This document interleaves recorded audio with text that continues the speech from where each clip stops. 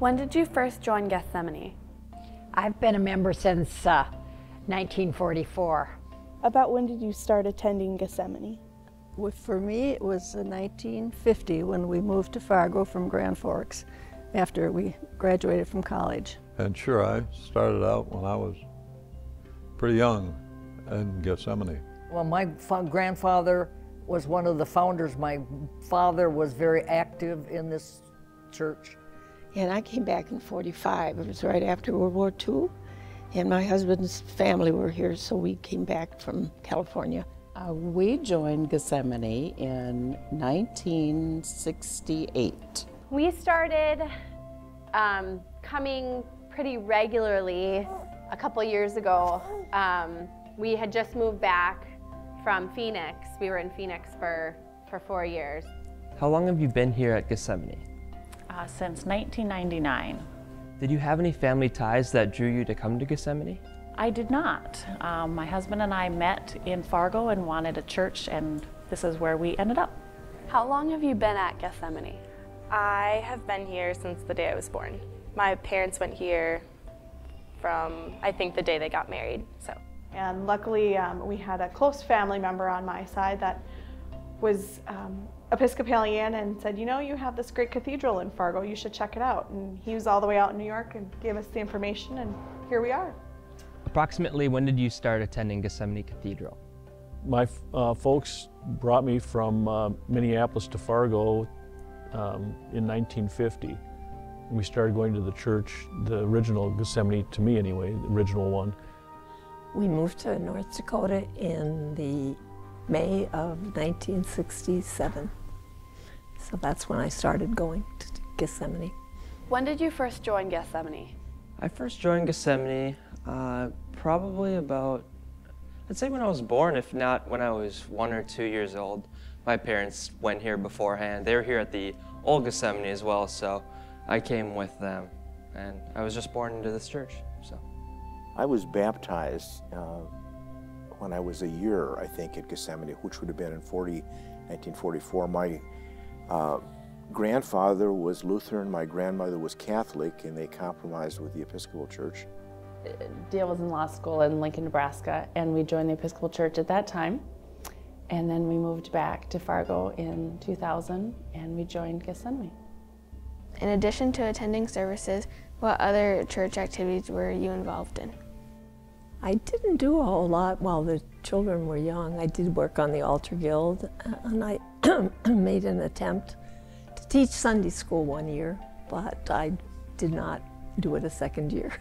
As soon as our children started at Sunday school age, I started taking over the Sunday school program and helping organize that and teaching.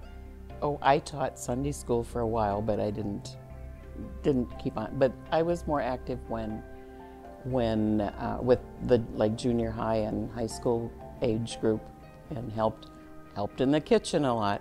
We both were teachers in Sunday school, and we both found out that you had to have some special something or another to attract those kids, particularly when they got into the high school age. Can you tell me some stories about your experiences in teaching Sunday school? I had a class of 6 boys and 2 girls, and they were full of beans. Even the girls joined in. They were 6th graders, and they went through any work that I'd been given to try to teach them like a shot.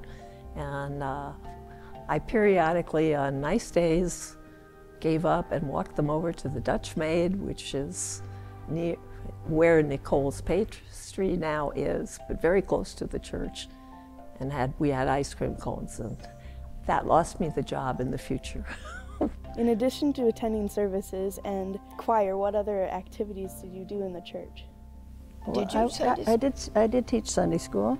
I think I taught the primary for a while, and maybe I did one of the early grades. I can't remember too much, but I remember one Sunday, Helen Bailey, I think my children were fussing and her children were fussing, and Helen said, I don't know if I can do this anymore.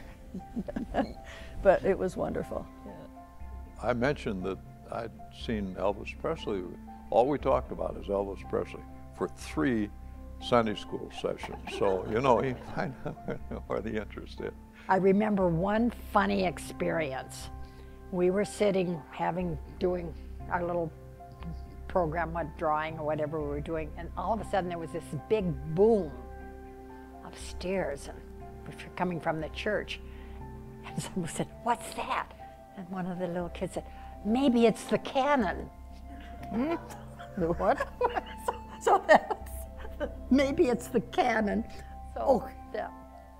I taught summer school one time, and I had the five-year-old boys, and I had quite a time keeping them in line. The kids would all come to church, and then right before the sermon, all the Sunday school would march out to their Sunday school classes. So that was different, and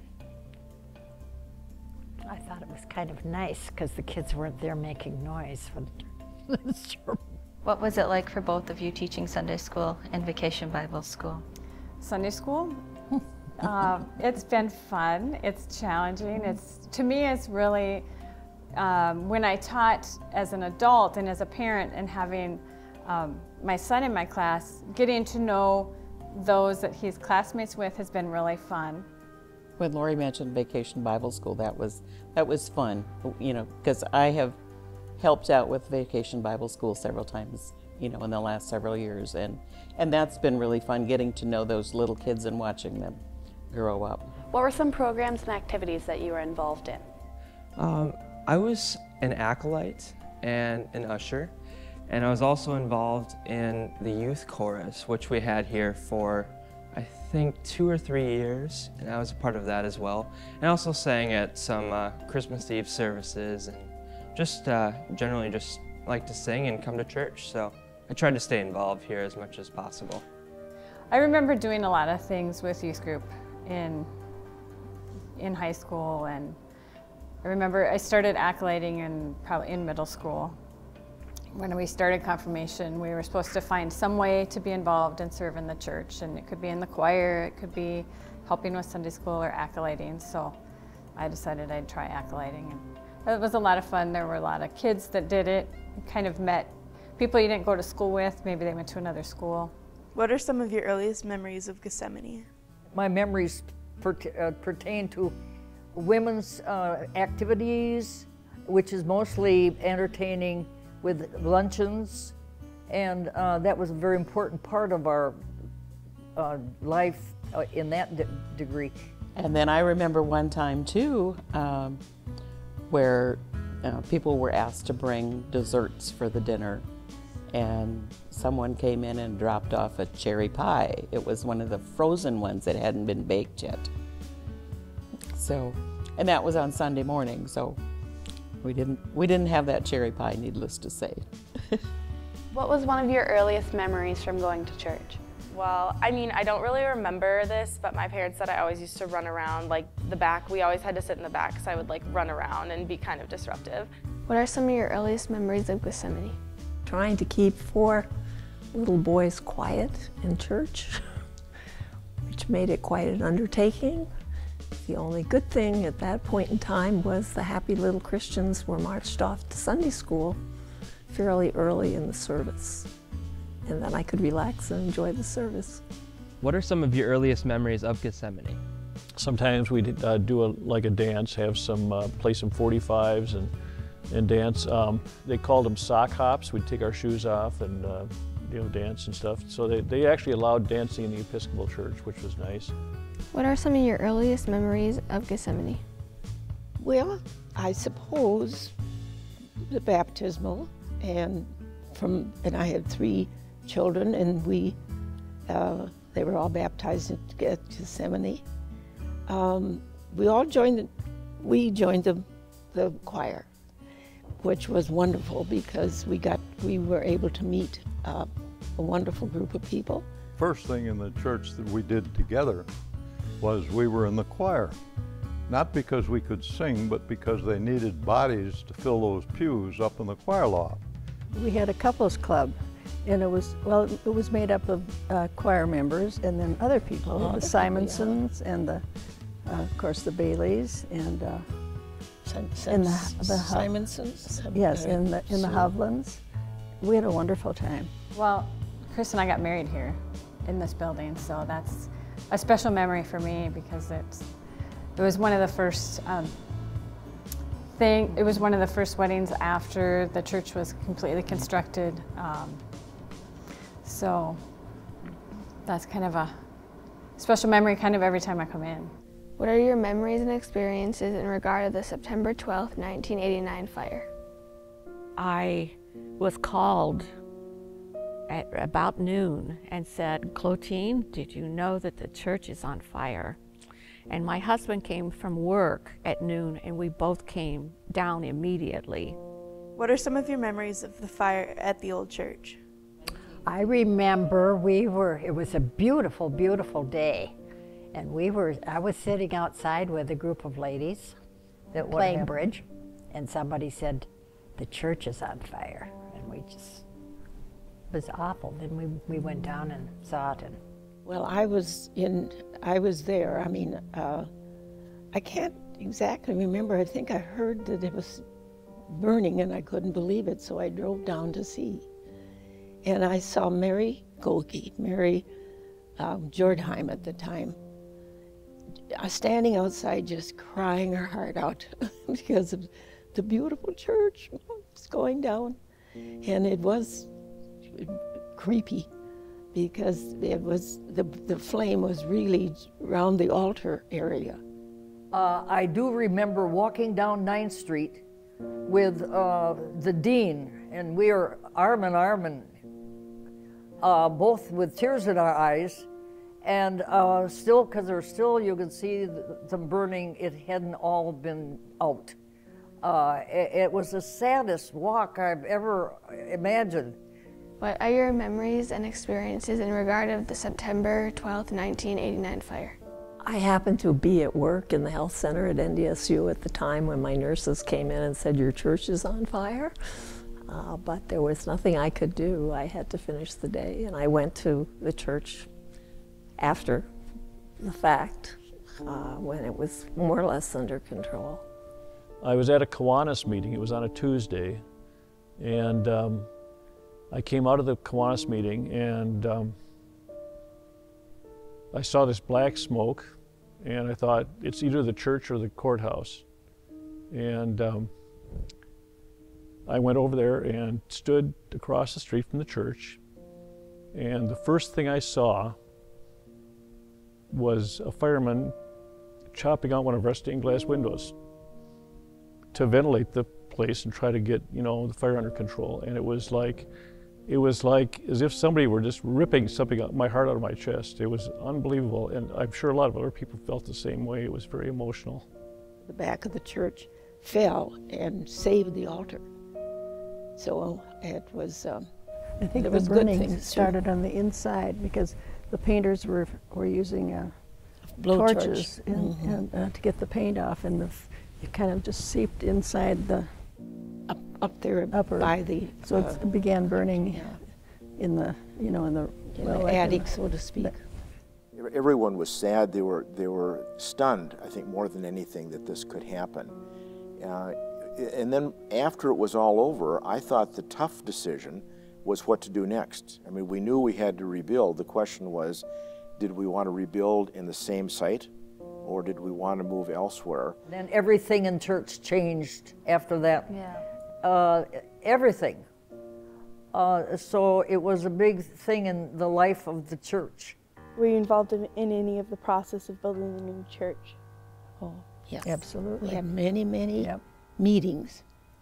And it was interesting because we were all in separate groups, and so everybody would be giving a, let's do this, or give an idea of what this church should be like.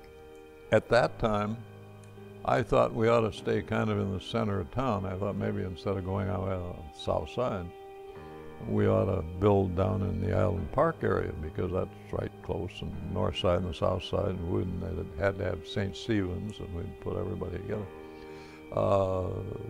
I wasn't, shall I say, around and persistent enough to make that done. I think this is a much nicer location the way Fargo is moving now.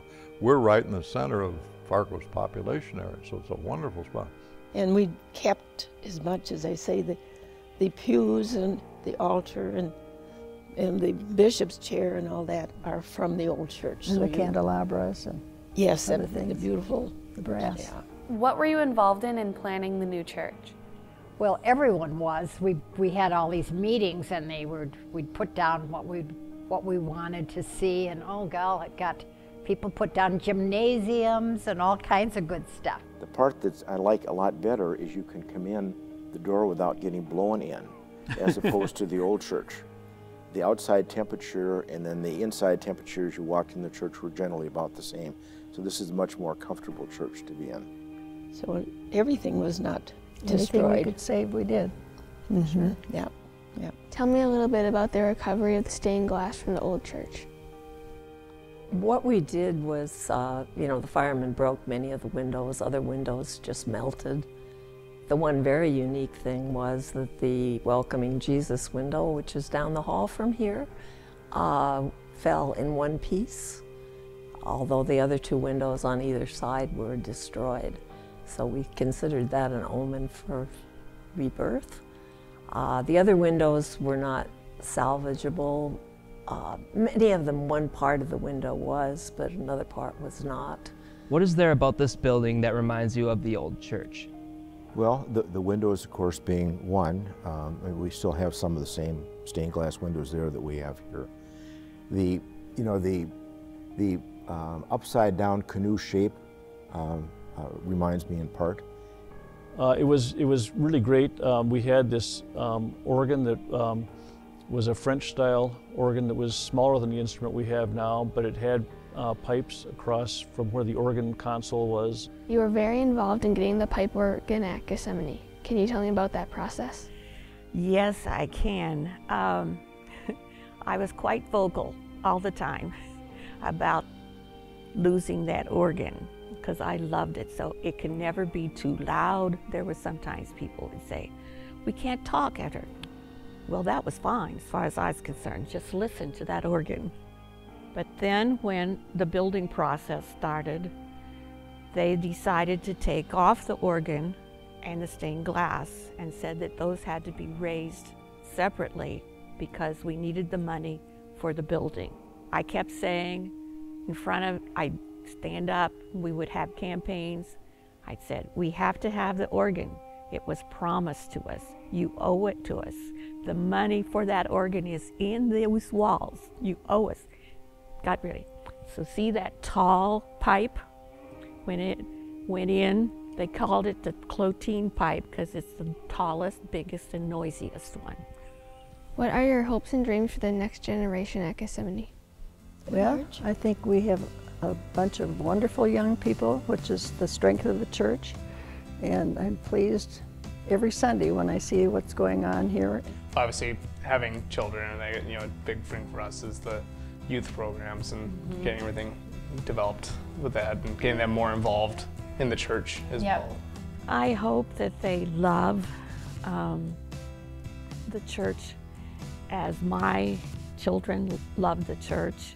And I think through the children's sermon that we do, every week we get 1 or 2 more kids to come to the front, and I see a lot of smiles on some of the veteran Gethsemane members, so that tells me that we're moving in the right direction, bringing more children and more young families into Gethsemane. So it's sort of tradition that goes on, and that's what we are hoping with the young people, you young people as well as the married couples, that they feel comfortable and enough to be here every Sunday. We'd like to see more people be able to enjoy this particular type of Christianity. What are your hopes and dreams for the generations to follow at Gethsemane Cathedral?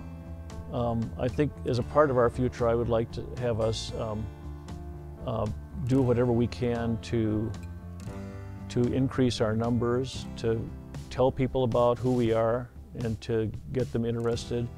I love that church. I love the Episcopal. I love the Anglican service, most of it, except when they use incense. Makes me we don't get like a little incense. ill. I guess I see great things happening at Gethsemane right now. I mean, just the young families and the young children and just new life in the church. We're on the upswing now. There's sort of a sense, kind of a buzz in the church that may have been missing for a few years that is both exciting and encouraging to be a part of. So my vision would be that we stay on board with this buzz and keep it going. And who knows how fast we can grow. We have faith in our future. Join